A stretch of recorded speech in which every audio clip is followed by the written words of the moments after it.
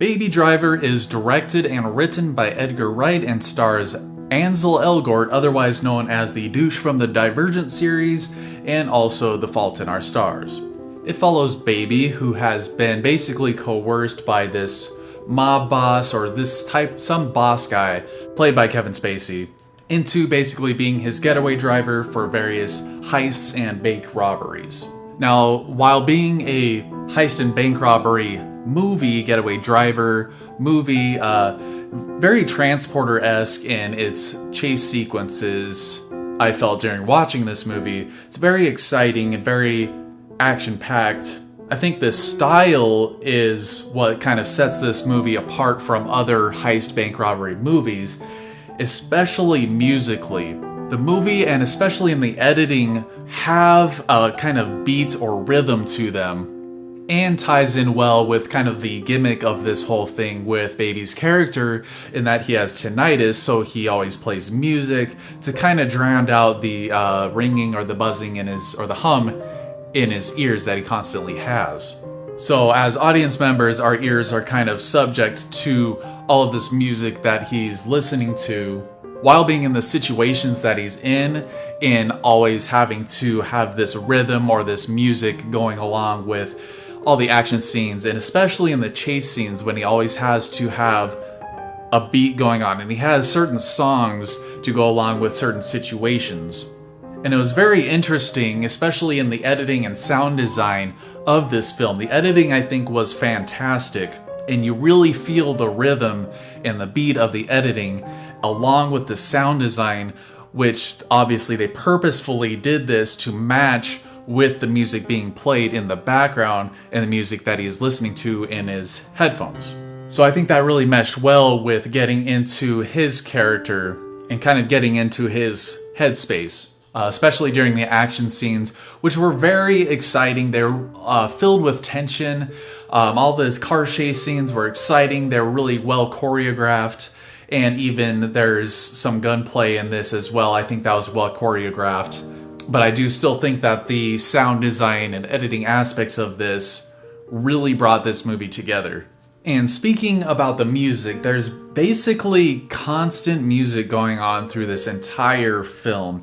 It kind of felt like it was a little bit too much, or maybe you would get a little bit tired of it after a while, because some silence is good to give you a break from that sonic vibrations constantly going on in a lot of movies. Like take the Transformers movies, for instance, like their action scenes, there's a lot of times no break in there. It's just too much action, too much sound. So I did feel like the music was played a little bit too much, even though I understand why they did that, because this character is always listening to music or always doing something having to do with music. And speaking to the characters, there were very interesting characters and personalities. All of the team members for the heist crews had distinct personalities to set each other apart from one another, but we didn't get a whole lot of really fleshing out of the characterizations of them. We didn't get a lot of backstories. Even with Baby's character, we didn't get a whole lot of backstory from him other than his gimmick, which was his tinnitus. So it would have been nice to get a little bit more development, especially with the romance in this. I felt like the romance was a little bit rushed. Like the actors had chemistry. I felt the chemistry that they had in this film, and the dialogue was very well written and it was fun and entertaining, but I felt like the romance itself was a bit rushed, though at the same time, Baby as a character is trying to get out of this world or this kind of stranglehold that the boss guy, Kevin Spacey, has on him. So he kind of wants to get out of that. So the romance being rushed isn't a big deal, but her character, played by Lily James, could have used little bit more fleshing out, along with the other characters as well.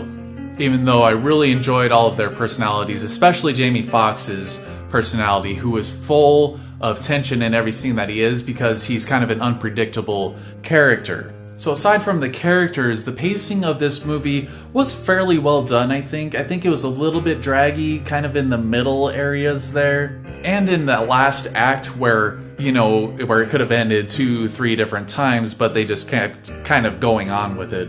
So I do feel like it was a little bit longer than it needed to be, But all these are kind of small things, and the thing about the music playing throughout the whole movie is also a small thing, although at the beginning of the movie, there is a part where it gets a little bit, Spider-Man 3-ish with the singing and actual dancing that could be a little bit corny and cheesy.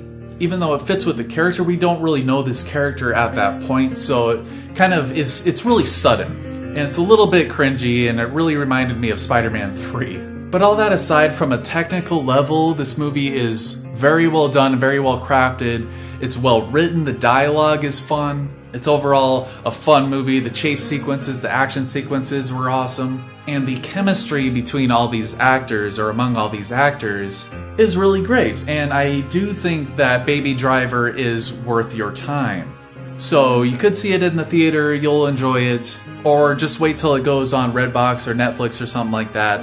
But that wraps up this review. I hope you enjoyed the review. I hope you enjoyed the video. If you did, share the video out. I really appreciate it. As always, thanks for watching. Take it easy.